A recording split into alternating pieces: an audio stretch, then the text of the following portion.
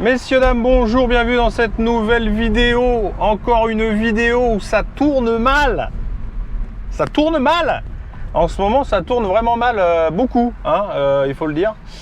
Ça tourne mal. C'est une question, façon de parler, hein, mais pas mal de problèmes avec les bagnoles. Chose qui arrive hein, quand on vend des voitures. Quelle idée de vendre des voitures. Mettez un petit pouce bleu, ça me donnera de la force. À moi et à Joris. Qu'est-ce que je voulais vous dire? Donc, est-ce que vous reconnaissez cette voiture? Est-ce que vous la reconnaissez ou pas?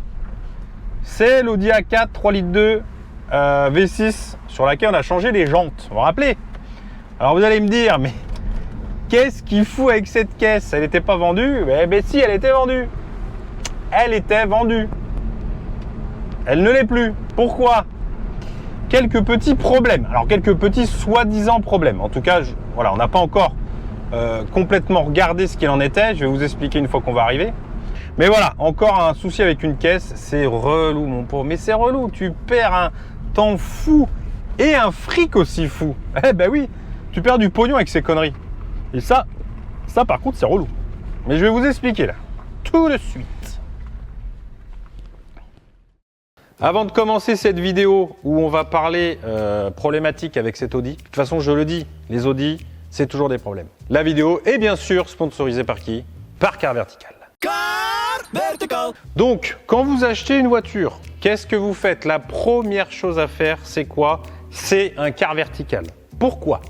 En plus, avec une voiture comme ça, par exemple, vous trouvez une Audi A4 3 litres de V6, voilà, que vous voulez acheter, elle a beaucoup de kilomètres, 220 000, bon, celle-là, elle a beaucoup de kilomètres, donc c'est un peu, on va dire, normal, mais une voiture comme ça qui aurait que 130 ou 140 000, là, ça doit, ouh, il y a peut-être un souci, surtout qu'elle a été importée, ok? Donc là, Car Vertical, la plaque, le numéro VIN, un petit Car Vertical, et ça peut vous aider aussi, parce qu'on en était, mais vous aider surtout, parce que très souvent, voilà, c'est des voitures sportives, avec du kilométrage, importées, attention à tout ce qui est import Italie, sur les BMW. Bon, là, on est sur une Audi, mais ça peut être sur une Audi aussi, parce qu'il y a beaucoup de problèmes de kilométrage. Mais voilà, Car Vertical va vous permettre de vérifier le kilométrage, si elle n'a pas été accidentée. Ça peut être accidenté, mais il ne faut pas que ce soit trop grave, trop énorme. Attention, Car Vertical, c'est une indication, hein, ce n'est pas forcément la vérité surtout. Il faut savoir piocher dans les informations, se renseigner par rapport au suivi de la voiture, par rapport à l'Histovec, si elle a été une partie en France, voilà. Mais Car Vertical, c'est important, on l'utilise tous les jours. Il y a certains d'entre vous qui disent Car Vertical, c'est de la merde. Moi, je l'utilise tous les jours et je peux vous garantir que des fois, encore il n'y a pas longtemps, sur un 320, c'était quoi un 320 cabriolet, voilà. J'en dirai pas plus, mais ça m'a évité de l'acheter. Import Italie, faut faire gaffe. Donc vous avez évidemment tout dans la description, un petit code promo, ça vous aide, ça nous aide, tout le monde est content. On peut repartir avec ce problème sur l'Audi qui m'ennuie. Voilà. Allez. Bon, alors, parlons vrai. Vous le savez, sur cette chaîne, nous ne racontons pas que les réussites, nous racontons surtout et aussi les défaites. Et c'est une belle défaite, c'est la première défaite. Il faut le dire, c'est la première défaite depuis 2 ans. Pourquoi c'est une défaite? Ah, pourquoi? ¿Por qué? ¿Por qué es une défaitas? Je parle couramment espagnol, avec l'accent, la défaitas. Alors pourquoi? Belle auto, belle jante. Oh putain, en plus je viens de penser à un truc. Vraiment là t'avais la totale. La totale. Donc on la vend. Vous l'avez vu la marge, on a fait une marge correcte, 1500 balles, je crois, un truc comme ça.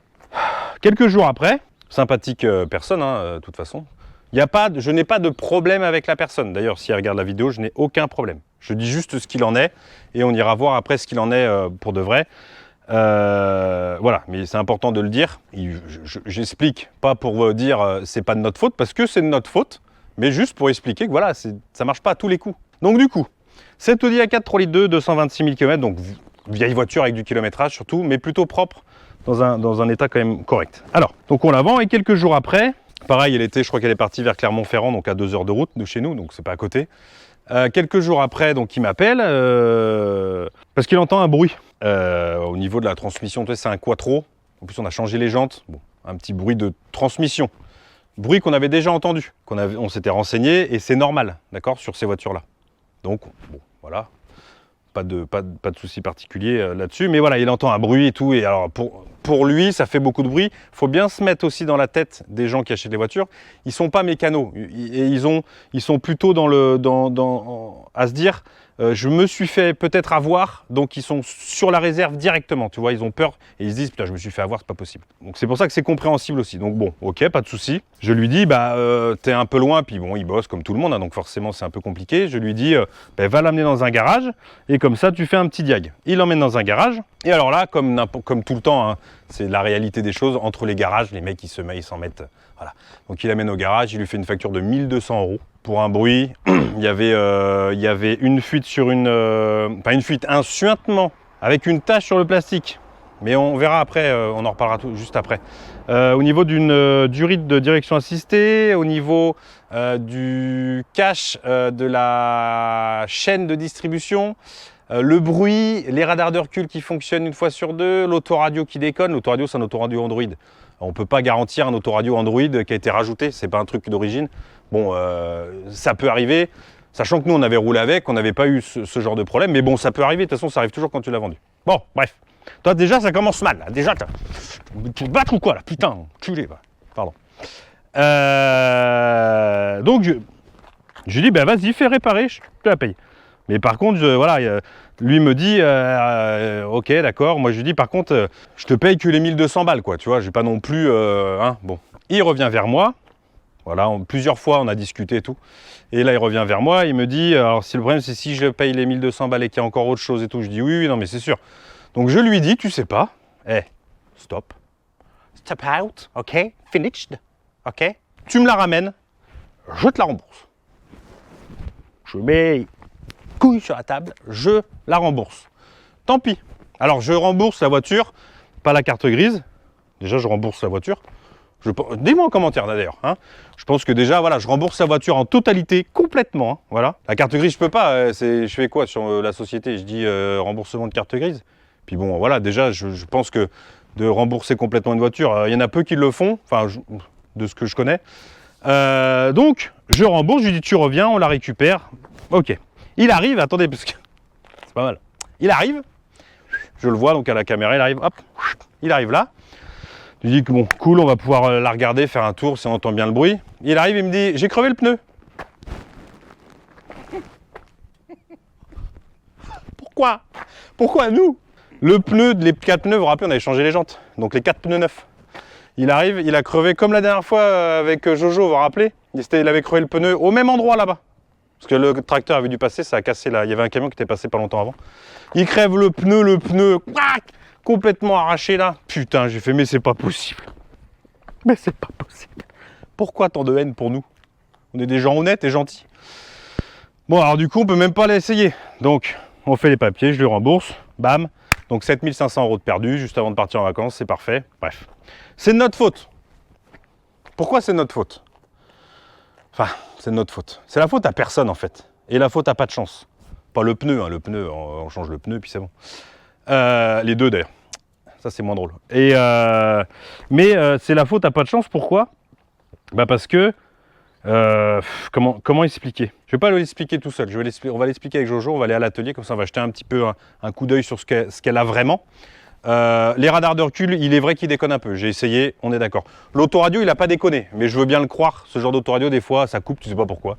Donc je veux bien le croire. Les radars de recul, c'est vrai qu'ils déconnent un petit peu. Pourtant, on pensait avoir réparé. On avait un souci avec justement ces radars. Mais bon, on va aller à l'atelier et on va aller voir avec Jojo ce qu'il en est vraiment. Et puis lui va nous dire aussi son avis, son expertise. Voilà. Mais je pense, en fait, c'est un quiproquo de malentendus. Un truc qui veut rien dire. De choses et d'autres. Du fait d'avoir acheté une voiture qui a 225 000. Donc tu vois, il y a forcément des petits suintements, il y a des petits trucs. Mais bon, la pauvre, elle a presque 17 ans et elle a 225 000 km. Pourtant, elle est belle, elle est propre l'auto. Allez, on rentre à l'atelier pour voir ce qu'il en est. Après, c'est un moteur qui a 240 000. Hein. Ah, ça c'est le... Bah, surtout un moteur essence. Bah oui. Je veux dire là... J'ai expliqué brièvement l'histoire, qui n'en est pas une. Hein. Attention, j'ai dit tout à l'heure que c'était pas rien contre lui. Voilà, de toute façon, ça s'est fini en tout bien, tout honneur, j'ai envie de dire. Il achètera une BM. Il achètera une BM? Oui. Bah, il a bien vu Audi, c'est pas. Ah oui, c'est ça. Bah Audi, il doit y avoir des fuites aussi un petit peu. BM doit y avoir bien un petit peu de fuite. Bah, Aussi, sur hein. une essence qui a autant d'années, de bornes. Donc du forcément. coup, ouais. Donc la petite fuitasse. Alors non, le premier truc que j'ai dit tout à l'heure, c'est le bruit. Expliquez-nous le bruit. C'est vrai que ça fait beaucoup de bruit à l'arrêt quand tu braques à mort. Voilà. Et que tu tournes. Donc, Alors, allez-y. je peux avoir un exemple pour ceux qui connaissent et un pour ceux qui connaissent pas.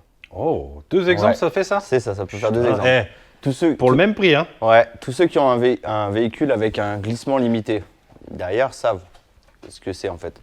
C'est vraiment, par exemple, quand tu as un glissement limité, c'est un peu comme, c'est pas comme un autobloc, mais c'est un peu moins, tu sais, ça te donne un pourcentage, tu sais, de rotation entre les deux roues. Différent entre les deux roues. Donc en fait, forcément, à un moment, tu en as une qui veut tourner plus vite que l'autre, et donc ça accroche et ça rip. Et en fait, lors du ripage, ça fait comme une vibration derrière. Forcément, parce que c'est comme si tu faisais de la glisse. Ça vibre par terre, quoi. C'est comme si tu essayais de burner un peu. Oui. Et en fait, là-dessus, sur le système Quattro, donc je me suis bien renseigné, j'ai regardé, et c'est un truc qui est assez récurrent. Alors, en fait, c'est que vraiment, dès que tu as une trop. En fait, c'est dès que tu braques, par exemple, si tu veux faire une tu manœuvre braques, voilà, sur place c'est et ça. que tu accélères, en fait, tu sens. En fait, c'est le ripage des roues arrière qui fait que tu as une vibration en fait, qui remonte dans la caisse. Je te jure que si on se mettait sur de l'herbe, tu sais, mouillée ou tu sortes de la boue, tu l'entendrais pas. Ah oui. Parce On aurait que pu vu essayer, que non, tu n'aurais pas. Bon, enfin là, la terre c'est sec. Oui, mais comme ça des- glisse quand même un peu avec l'herbe. Ouais, tu Ça doit faire sûrement moins de bruit que sur des graviers, par exemple. Oui. Sur le gravier. Ah, mais sur le gravier, tu l'entendras quasiment pas d'à côté parce que tu vas riper, tu vas glisser. Ouais, oui. Donc c'est vraiment sur le sec, J'ai tu oublié. sens que ça trotte. Ouais. C'est vraiment ça, quoi. Et j'ai regardé, il y avait plein de mecs. C'était un truc qui était assez récurrent. Alors est-ce que d'origine il y a un glissement limité? Ils n'avaient pas l'air d'en parler. Je me pose quand même la question, parce que pour que ça le fasse comme ça, c'est possible. C'est impossible. Et après, bon, les radars, ok. L'autoradio, bon, comme j'ai dit, c'est un autoradio Android. Et après, sinon, il y avait des fuites. Donc en fait, il y avait des fuites où? En fait, c'est pas des fuites, c'est des. Ouais. En fait, c'est des suintements.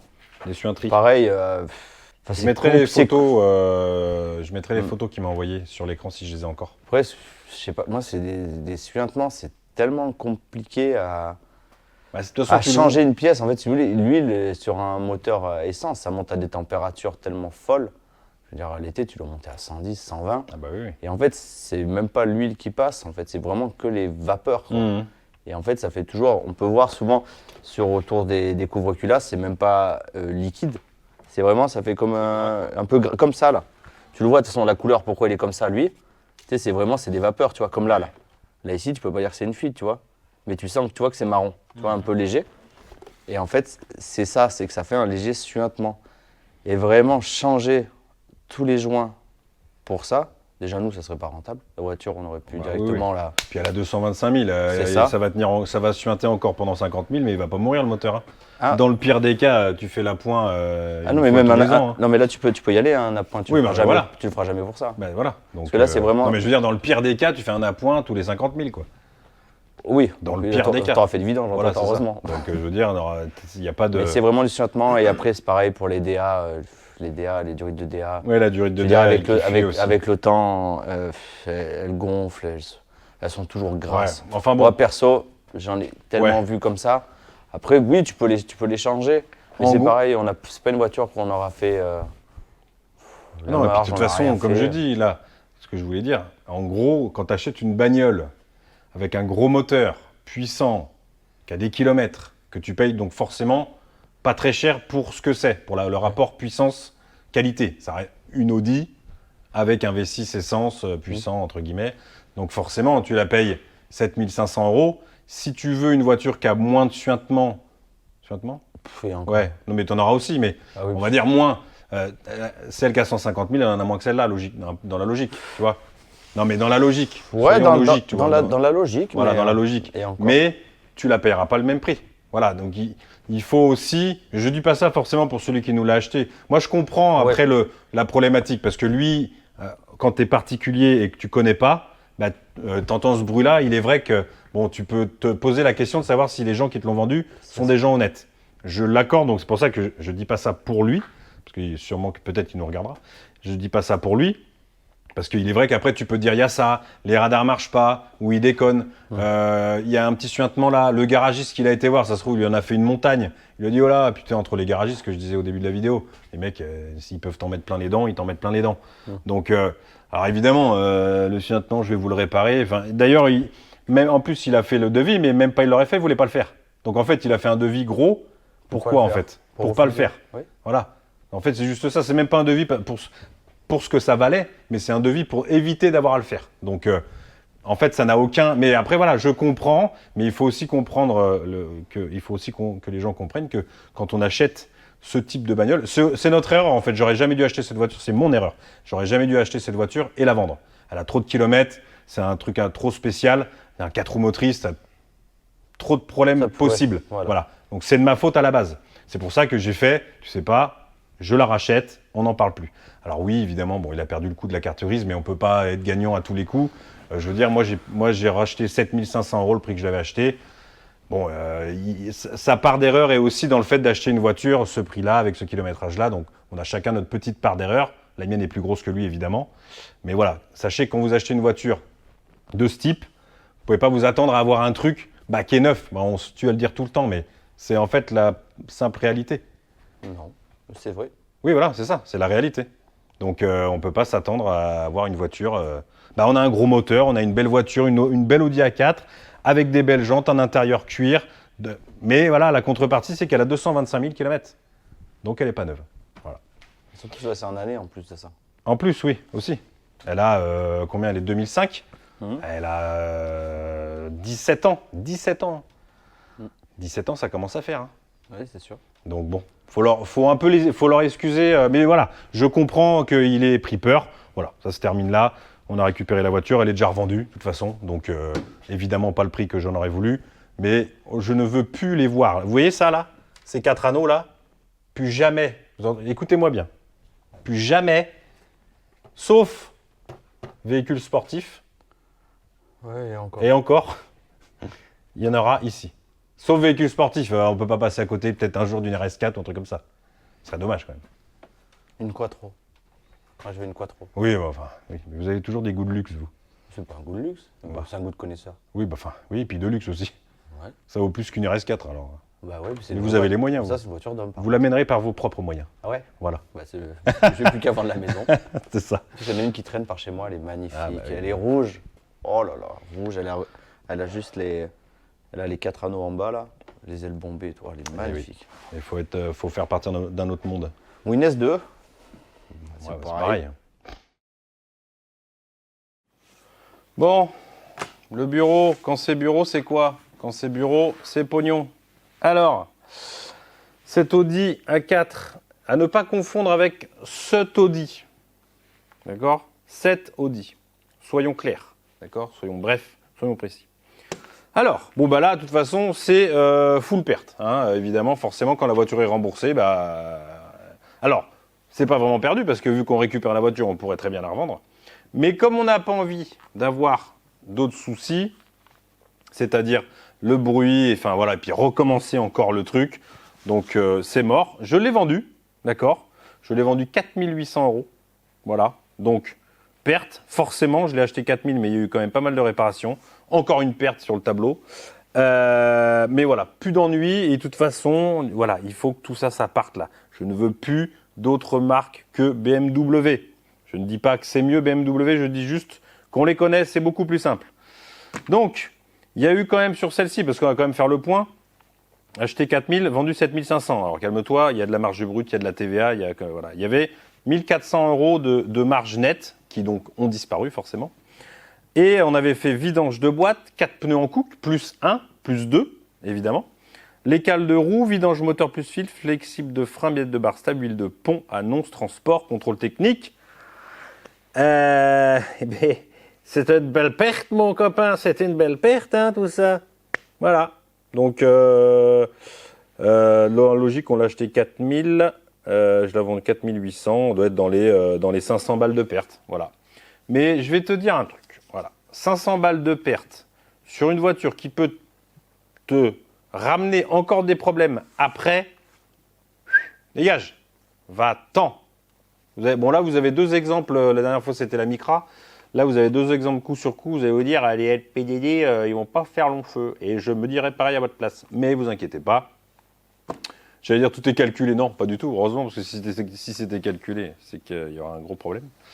Mais non, mais de toute façon, il faut que ça parte. Donc, elle va partir.